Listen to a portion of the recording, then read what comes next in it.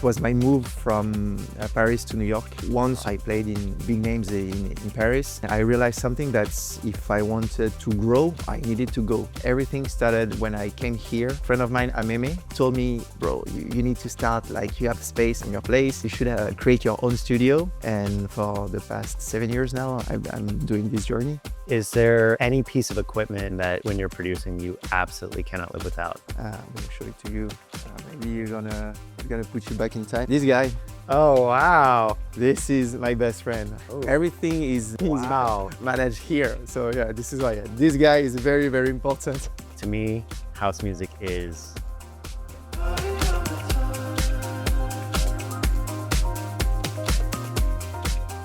CISUMMI. Hey, Thank you for coming over to Tiny Table Radio. I think it's been a long time coming. yeah, thank you for having me. Of course. I think I know this story, but for everybody else who doesn't, how did you get into DJing and producing? First of all, I started with DJing. I remember after school, my friend had his first vinyl deck. So he told me how to scratch, and this is how we started. Back in the time, the equipment was very rare, and it was just like a niche. So we started like that, and he had his first CDJs, and then we switched to CDs, and this is how everything started. So you started on vinyl. Vinyl first, Yeah. and then then I switched to CDJs. But we had basically we were using tractor.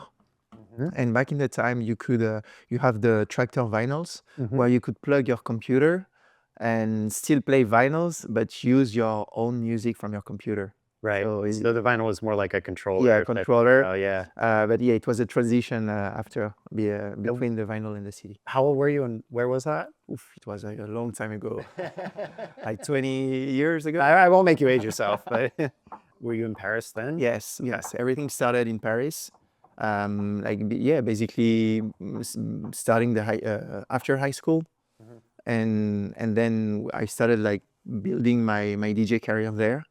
After I decided to produce a little bit, but everything started when I came here. A friend of mine, Ameme, told me, bro, you need to start, like, you have space in your place. You should create your own studio.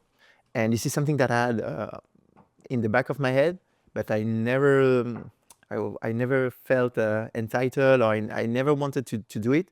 But he gave me the last push to kind of believe in myself and start doing this. And for the past 7 years now, I'm doing this journey. Yeah, and you've produced some very, very great and recognizable tracks, at least in our world. But you said you learned this in Paris, but you did have a very multicultural childhood, right? Between France and Spain, and your origins in Benin. Yeah, yes. Same as Amimi as well. Yes. Did you guys know each other before you moved here, by the way? No, but funny story. Once we were together in Benin, and when our family met, they had family in common. Oh, really? We didn't know. So you're related. Kind of. I mean, but in Africa, I know. Well, somehow. Yeah. How did all those different cultures shape your musical taste and your style and what you play and produce? I think having a multicultural background helps me developing my ears to new sound, because since I'm a baby, for instance, my mother spoke to me in different languages, so it's different sonorities, and then also it made me learn something that you need to understand, that every culture has their own codes in terms of music, and so you need to learn that and see how you can create bridges between them. What kind of bridges or codes do you feel like you've been able to create based on your own unique journey and experience? So it's the shaping, basically using some rhythm from Africa, the specific tac, tac, tac, tac, tac. This one's very, very, very African. Yes. From West Africa, especially from where I come from. And trying to blend it with European synth and sounds to create like a balance between them, like the rhythmic and the melody. Well, and that's really obvious in your tracks too. You know, it's you have that rhythm, and then you also blend like a lot of synth and even piano into it. Yeah. Like, do you feel like that, like being able to blend those, was always like came naturally to you, or was that kind of something you had to learn and figure out as you were learning production? No, it was very natural. As I said, I grew up with all those different cultures, so it's a part of me. It was a part of me since I'm born. So, for instance, I remember the first time I was in Spain. When I came to Spain, I was 9 years old. New language, when you had to make friends, you had to adapt. So I had by myself to learn that, and then it just translating into your passion and different aspects of your life. Was there ever like a moment or an experience that you had either growing up or, while starting out to DJ where you realized, oh, okay, like I want to like push myself to keep doing this? Basically, it was my move from Paris to New York. So once I played in places, big names in Paris, and I realized something that's if I wanted to grow, I needed to go. And for me, New York was kind of the hub where you could get the visibility. You could meet many talented people. So this is when I knew that I had to go. I wanted to pursue this like in more like professional way. And yeah, I think this is a starting point. Has there been anyone, either when you were starting out or really along the journey, that has really influenced you or have you've seen as like a role model or a mentor in the space? My influences basically are two people. I would say Stromae, alors on danse, because he's also he has a multicultures, multiple backgrounds from Africa and Europe, and I loved his universe, his musical universe. It's not only the music, it's also the clothing, everything is like yeah, the lyrics when he records his shows, they are like you feel something, So that's the first artist, and the second one is Diplo. I love what he does. The fact that you cannot give a proper style of Diplo's music. He can play soca. He produces soca, Afro house, EDM. Like his knowledge in music seems to me like huge. And this is like I want to be this type of producer who can be as well, I found, talented the same way in any genre. Yeah, it's very hard to define Diplo's sound. Yeah, sometimes he comes like he did like during Fashion Week. He played Raga Dance Hall in Paris. Then you can see him in New York playing EDM, in Burning Man playing Afro House. Yeah, and every time people love it. I feel like he's dug into so many crates throughout his whole life, right? So he has like a really big library and understanding from it, for sure. But one thing too that he mentioned recently in a podcast that he was on is how everybody should adapt to AI. Whew, we are loaded. That's a big one. AI. I would first say that it's a perfect tool to enhance your creativity. But as a tool, there is a famous sentence which says, "With great power comes great responsibility." It depends on how you want to use it. For instance, I feel like it's helping me, but I feel like some people are using it like just for the whole creativity process. So now it's getting the industry is changing a little bit because you cannot tell if it's AI or a human behind. Right. At least not yet. Right. Like I'm very curious to see how it's going to be in 5 years. How do you use it in your creative process right now? Give me more ideas for a loop. So you can you create a loop more on the rhythm side, and you can get like different version of what you just created. Also, I think this is something that's very useful. Now you can write lyrics, and AI can sing it for you. Yeah. So it's not replacing the singer, because for me, it's very important to have a live singer. any of my many of my tracks. I have I work with live singers, but it can help you finishing the process, Right. because sometimes you are stuck. You can have the whole melody, and if you don't have the song, it's difficult. Yeah. And back before, you need to reach out to artists. Hey, can you please um, make a top line for this track and so on. And sometimes you need to pay now. So it's helping, I think, a lot creativity. I think it also can in some ways help with originality because, you know, at least most recently, the easiest way to access vocals was just through samples on Splice. And then, you know, a label gets sent a demo with the same vocal sample over and over. And it's like, all right, well, we've heard this a bunch of times. So, right. So it can actually maybe help with the originality and the creativity. And also maybe, I mean, I don't know if you do this, but I think it can also give, if you take that to a singer, a vocalist, say, hey, here's my idea. It's way better if there's like a, you know, an artificial version of it rather than you trying to like say, here's where it sings, right? Unless you're a great singer, which I don't know if you sing or not, but yeah, I think that seems like a really like proactive way to use it. Yeah. You know, I'm sure, like you said, with great power comes great responsibility. Some people will probably abuse that and claim it to be theirs, but you know, some are like a ghost producer or whatever, and like, you know, things like that, right? So there's always going to be that side of it too. But yeah, I mean, I don't think there's any way to like close the box back up with it, right? It's open, so exactly. might as well just. I mean, I'm just going to give you an example. It took time, but remember during the time when and it's not legal. I'm telling this for the people. But it's still not legal when people were downloading their track. Yeah. No, so before the music industry, people were buying CDs. They were making a lot of money, and then like peer-to-peer arrived. Yep. And it shaped the shape of the industry changed totally. So I think this is another step. Now I think with what happened with the peer-to-peer, now we have a streaming platform, so people are willing to pay to subscribe. It's a way to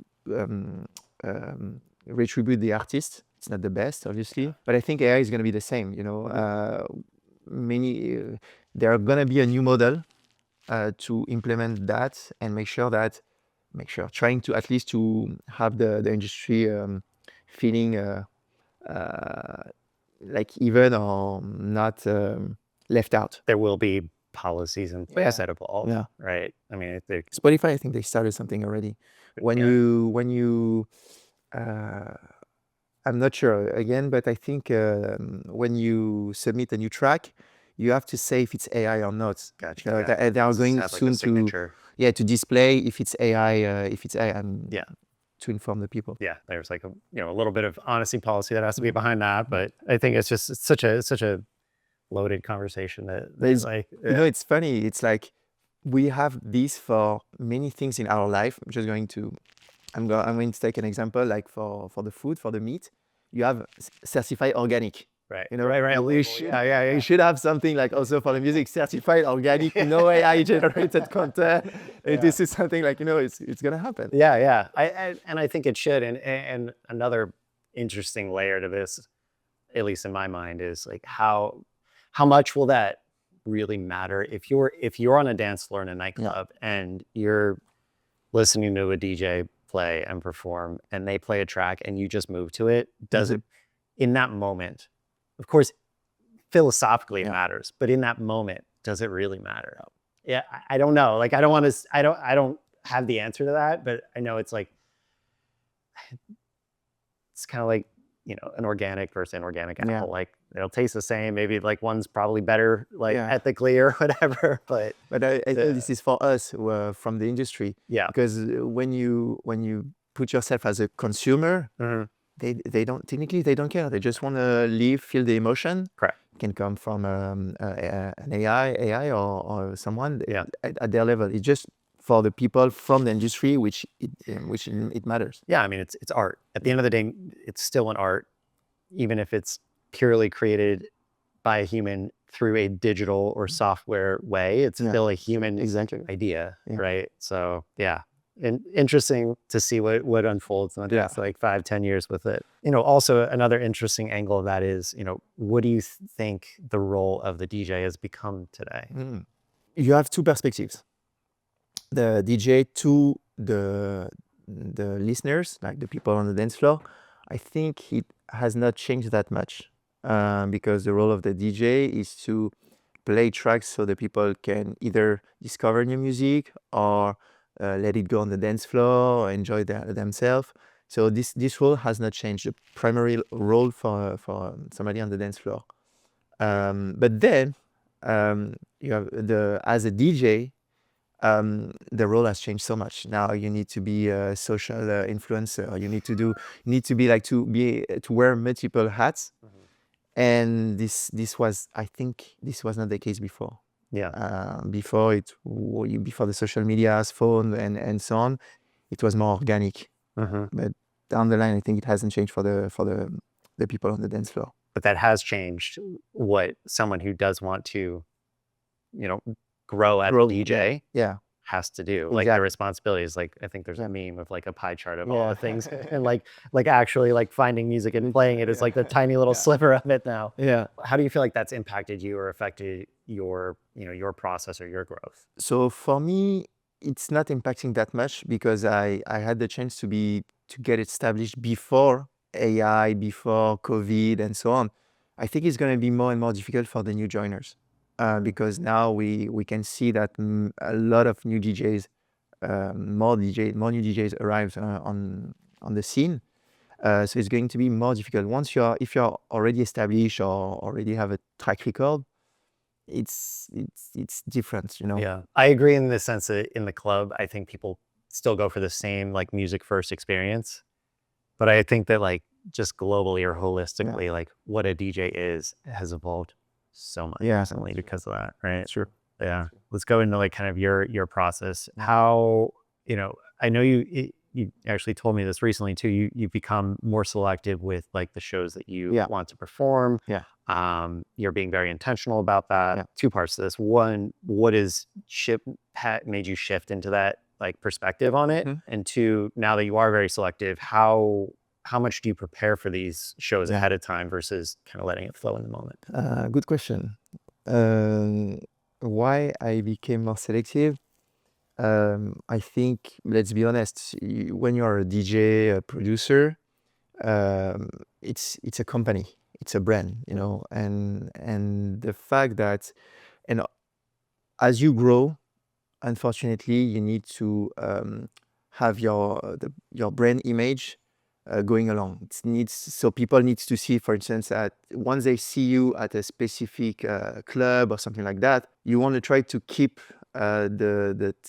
for instance, the same size of venue. So in the beginning, I was playing, there are 100 people.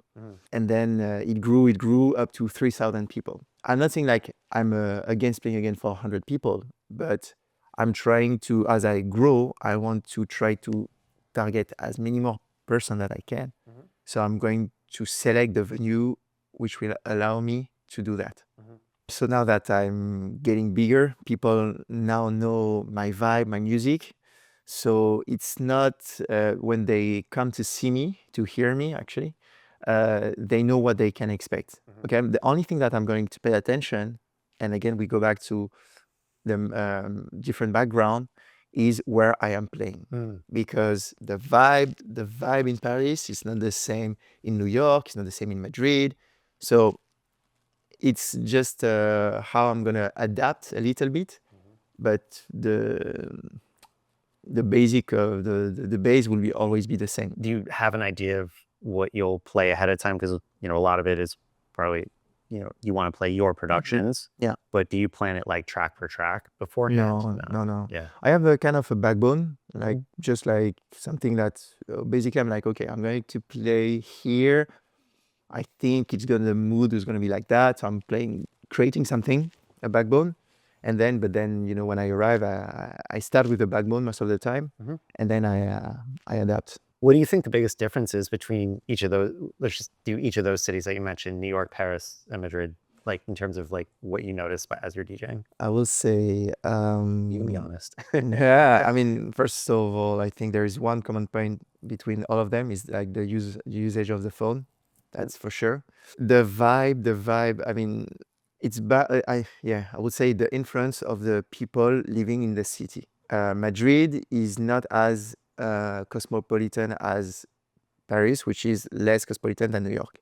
They are going to expect a different music, different style. So I think it's more about the people who are like, for instance, Benin. When I had a show in Benin, a live show in Benin, I could not play the pure Afro house. This is Afro beat, and you know it's that it's similar Afro, but it's when you deep dive, it's totally different genre, the different BPM and so on. So I would say, yeah, most of the time it's the people who come to listen to me who are different, and I will adapt to that. How did the name CISUMMI Oh, come about? so it's an ode to Stromae, actually. Okay. So for the story, Stromae means maestro. So it's a French slang when we invert the syllable. Because I didn't want to do the same, I add my own twist. And basically, CISUMMI, if you put it on the reverse, it means I'm music. Ah, okay. So pretty cocky. How arrogant of you. But yeah, no, it means I'm music. Okay, wow. Now it's so obvious. Like in the years of knowing you, I'd never even thought that's like Simple, huh? It's just there's some simple, inverted. Good, and it does have like a multicultural flair to it. Yeah. Like Some people think that I'm Japanese. Oh, really? Yeah. So when they don't know me, they like see CISUMMI, they think like it's Japanese. Really? Yeah. Huh. And when you did start out, what is one thing that you wish you would have known that you know now? To believe in yourself since the beginning. Taking the producing side of my job, I had to get a friend telling me you need to do this to do it. I was starting to produce, but it was not like in a very steady way. Yeah. So yeah, if I had to tell something to myself 10 years ago, I would say yes, believe in yourself, because nobody else is going to believe in yourself better than you. Yeah. So that's the main thing. Meme believed in you a little bit, huh? Yeah. Are you glad that he gave you that push? Yeah. To be honest, when you arrive in a new city, you need to get established. And he gave me my chance. I took it because New York is a very competitive city. It's not about like giving chance. You need to be good. It's like, if I'm going to take a soccer analogy, it's like a Champions League. Only the best. So yeah, I'm super glad he gave me my chance. Obviously, he's a big reason why I'm here today. So yeah, I'm very happy. Yeah. You gave me my first chance too. So That's true. I'm grateful for that too. So, you were talking about that with somebody, and now I'm sitting here, interviewing the person who let me DJ for the first time in front of people, albeit in a little house at I think there were 40 people there, but still, it's the first time I did it in front of people. But it's continuity, it's a circle. Yeah, exactly. And then, years later, we're sitting here talking this way. So it's great. Let's shift into your production process a little bit more. Do you have like a formula or a system in place for when you're creating or producing in your studio? I have two ways. Sometimes I have the melody in my head. So I will focus more on the bass line, because for me the groove is very important. And sometimes, I'm using not one reference track, but multiple reference track, meaning that I would say, oh, I like the groove from this track, I like the kick from this track, and I'm gonna take all of that information and then starting to create something. But most of the time it comes with a rhythm, like the drum and bass. That's the low. Most of the time for me it's the low frequencies. Drives the movement. Exactly. For the people, right? Yeah. The groove, when you have organic bass playing, it's the warmth. It's something different. Yeah, and you tend to use a lot of analog instrument kind of vibes in your bass lines too. So it's nice to have that here. And I think you're right. There's when you hear kind of the actual pluck of a bass guitar on a hard house track, it's really nice. It's a nice balance for sure. What do you think it takes to succeed as a producer today? Oh, you need to be patient. This is something that the new generation doesn't know. But patience, patience, Kids, listen up. patience is key. You need to understand that things take time. Yeah. There is a lot of work hidden. People tend to see only the finished situation of the finished product and think that it's kind of not easy, but it can happen very quickly. Yeah.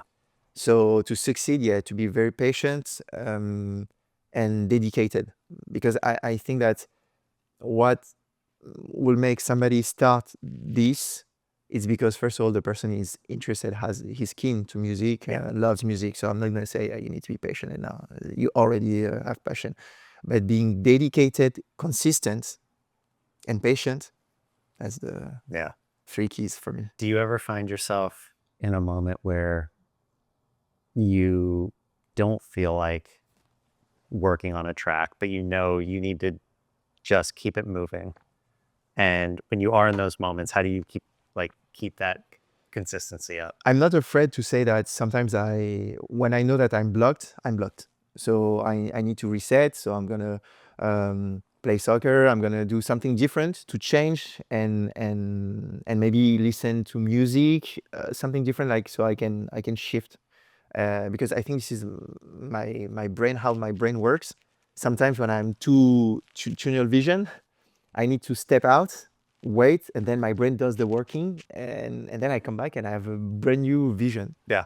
So it's I'm trying not to force myself to finish things because it's not part of me. I want to do things the way I want to do. I can take a break and go back, maybe sometimes start a new project. Yeah, it's good to kind of step away from it and just Exactly. like forget about it and then come back and Yeah. have a fresh perspective. In your music career so far, what have you noticed that's been the biggest challenge for you personally? I think it would have been getting established in New York. Yeah. Because as I said, it's you have many competition here. So making having like people knowing who you are in at least in your city, in your city, is already a big step. I know many people who have been struggling, okay, but they keep playing in the area, in the neighborhood. So yes, I think it's the first step of the pyramid. That initial momentum. Exactly. Yeah. It's like trying to move a stone from like standstill versus Exactly. you have a little, And you say that, getting that chance, a meme who helped you like give you that chance. What else do you feel like made you ready to take that chance? I'm not gonna have like proper examples, but I'm gonna speak like in an idea as a whole. You need to have the planet aligned. Okay, so I just put myself in a situation where I just need the moment for them to be aligned. So making sure that I had my socials ready, everything ready. So when I had the go, basically this is how we started. Oh, we need a DJ, and I was like, yeah, I'm here, and I had everything ready in my apartment. I was living 2 blocks away. He said, okay, go. And this is how everything started. I was not, oh, okay, can I call you in tomorrow? No. So you were prepared before it happened. Exactly. So the stars aligned, but you kind of had your stars aligned with it. So it wasn't just like luck out of nowhere. It's like you were ready for the moment when it called. Exactly. So like kind of almost like imagining yourself in that position already. Exactly. I was materializing. So basically when I was downloading tracks, sometimes I was seeing myself playing in front of a lot of people, and this is something like when you're in your bedroom doing this, nobody, like this is only you in your head and your dreams. Yeah. And I kept believing in it, and I made sure also I was in the right place. I was trying to be in the places where I could get the opportunity. Yeah. So I think that's a great like takeaway from this too for somebody who might be trying to break through is be ready. Yeah. I can't tell you, there's I've had a lot of conversations with artists in different stages of their careers here on this, and just seeing like the press kits and like where they are, it's very indicative of like where they're at in their path, and the people who give a one that, or send something over that's like just put together and packaged. Mhm. Like, all right, even if you're not there in Yeah. terms of your career, like you're there mentally and you're Exactly. ready to do it. Exactly. Right. So I think that makes a huge difference. And I'm not like booking nightclubs or anything, but I still notice it, you know. And where is CISUMMI 10 years from now? Who has he become? Successful, obviously. Yeah, no, I think my end goal was I wanted to discover new talents. So again, it's a path. In order to get there, you need to have your own label to grow. So yeah, I think like being able to produce talents, have my own shows. Have you envisioned like where they would be, where they would be called, anything like that yet? No, You don't have to tell us. called But no, but I had a vision about like how the shows, how it's gonna be, like who's gonna join, the advertisements during the show. Yeah, I have some ideas. oh, nice. I can't wait to be there for that. What's the weirdest thing anyone's ever handed you or given you while you've been DJing? I don't have like I would not focus on the things. I would more focus on the faces. Okay. The faces like they're like this is so funny, you know. It's like, and sometimes people are not drunk, you know. Right. But how the sound um, impact them. This is how you see like the people who are like Yeah. feeling this, and The stank face. exactly. And this is more like, and have like faces like really.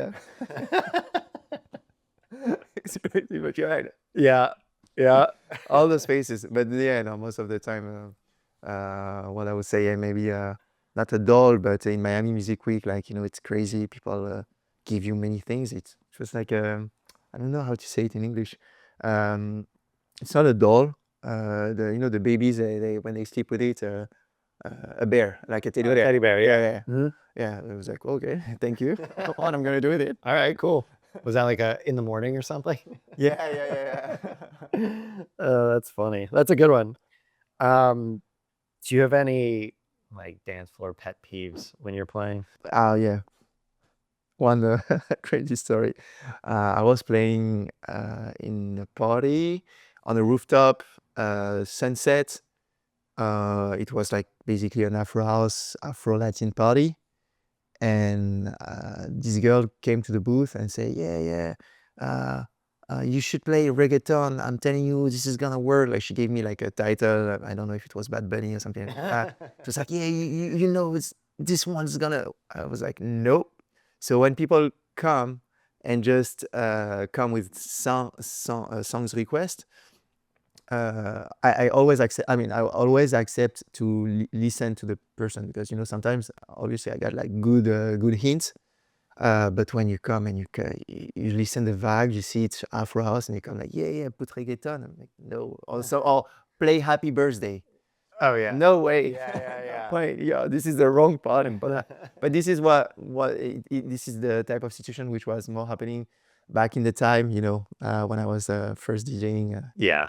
open parties and stuff like that. That's one of the like just those basic etiquette things. Like don't Yeah. just the DJ is doing a job. They're getting Exactly. paid to do the job. Exactly. Don't tell the DJ how to do their job. Exactly. If you drive, I'm not gonna tell you, okay, you should do this, you should do that. I let you drive, and you know. Any other like quick house music hot takes or anything like that? I feel like again that sometimes too many girls behind in the backstage. Too many girls. It's like you are you coming to see the DJ or the girls? You know. Yeah, It's, yeah. and you're like, it's okay. There is a vibe behind, but you know you're kind of losing the essence of what we are doing, the message and the emotions. You know. Yeah. So that's, yeah, basically for me the thing. If you pay attention, most of the time when I'm playing, I have my crew, my friends, but I'm not the type of DJ who's like, yeah, please bring many girls behind. Yeah. I feel like it's not my type. Yeah. No. Not gonna name names, but Stephen Yoke. Come on, man. That's his brand though, right? No, but like when the booth is more crowded than the dance floor, that's a problem. Yeah, exactly. Yeah. Yeah, like a few people, absolutely. Yeah. But also if you're back there, like be a vibe too, like for the like so the dance floor and the crowd can like respond to that Yeah, too. yeah, Like yeah. you have a job if you're in the booth or on the Exactly. stage. Like you have a job, so don't sit there on your phone the whole Yeah. time. Is there any piece of equipment or a plugin that when you're producing you absolutely cannot live without? Comes with every track of yours. I have something. It's my best friend, but it's not on the producing part. I'm gonna show it to you. Maybe it's gonna put you back in time. This guy, Oh wow, this guy, haven't seen that in a minute. this is my best friend. This is where everything comes from, creativity, because this is where I listen on my track, I rate them, and then I created something. I kind of, when you're a producer, you need to be a little nerd. So I have automatized many things, like from my iTunes to my record box. So some playlists are automatically synced. Oh nice. So Oh everything is wow. managed here. So yeah, this is why this guy is very, very important. So is that where you listen to all your music too? You Yeah. don't even listen on your phone. No, You just no, no. carry Yeah, that. I don't have a streaming platform subscriptions because, and this is something which I feel like it's important. We before the music, it was pull. You need to pull the information. You need to go to the information to get your track, do something. I mean, and this is the way I manage to remember all the track that I have. It's by going to do my own research, doing this. Nowadays, the algos on Spotify, for instance, not to name them, or Apple Music, they just push you. Oh, new music Friday, new music, and then it becomes just like, oh, I like it, and then when you ask people, oh, do you remember this track? Oh, I don't know, I don't. People, I mean, you tend to forget the music, and this is why I keep this one, because it's just an exercise, a daily exercise, to remember that you need to go to look for your music. I love that. Yeah. Otherwise, it's just going to get fed to you. Yeah. And You're not discovering it. It's kind of like just. and kind also of maybe the algo is, I mean, I heard like the algos are pretty well, but I made some crazy discoveries, like Persian music, something that I was just clicking on a new album, like because I have my own website where they are like they show all the releases, the albums, and you wander around, you go, you listen, and this is the way, like, music that I was not expecting to listen. This is very secret weapon. Yeah. Wow. I'm surprised that you have one that like actually works. It works. I have 3 different ones. Oh, wow. Do you have the second one? I'm not sure if I have the second one. Yeah. Oh yes, I brought Yeah, it. you had two. I brought it. Oh, then And on it. Oh, wow. And I have the first one, the white one, the first one, which Yeah. this one is like, it's in my museum, Yeah. But yeah, so Amazing. yeah, That's great. those are like my little babies.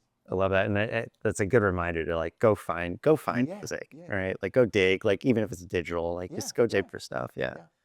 Yeah. Do those go to gigs with you too? Like your Yeah, gigs? because sometimes, when you're in the taxi, every time I'm trying to discover new music, so I have like I'm organized. Like every month I have like my batch.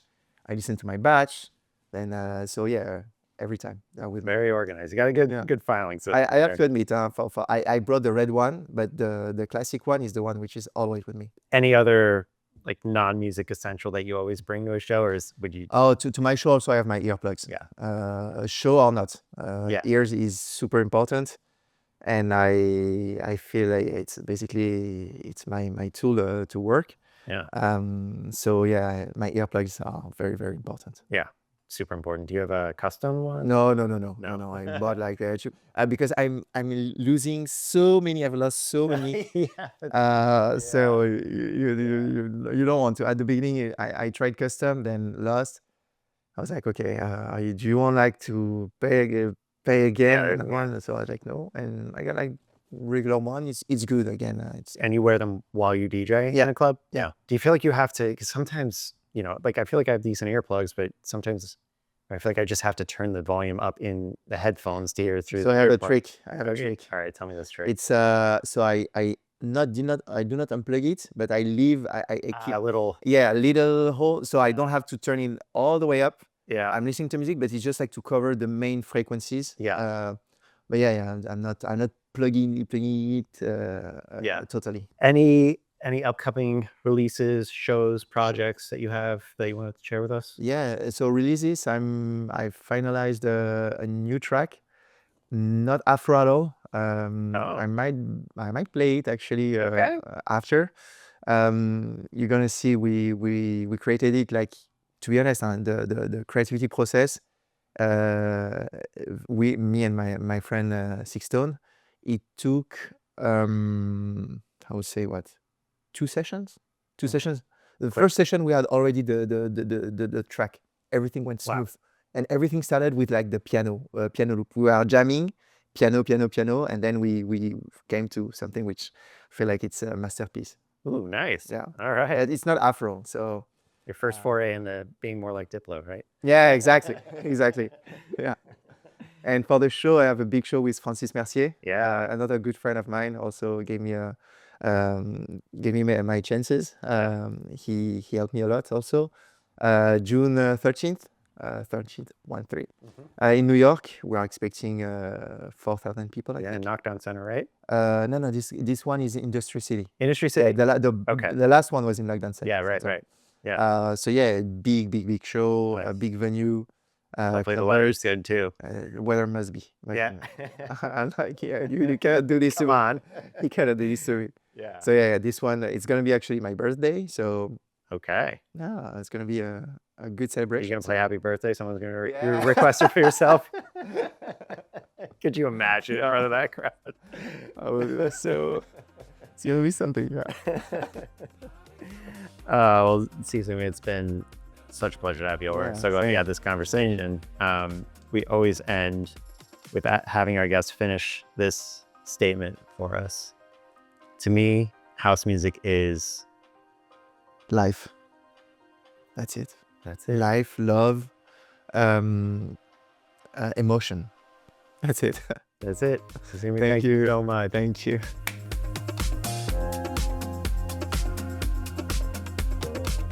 Thanks for listening to that latest interview on Tiny Table Radio. It would help a lot if you hit that subscribe button now so I can bring on more guests and keep this show going. So hit that subscribe button now, and we'll see you next time. Enjoy the set.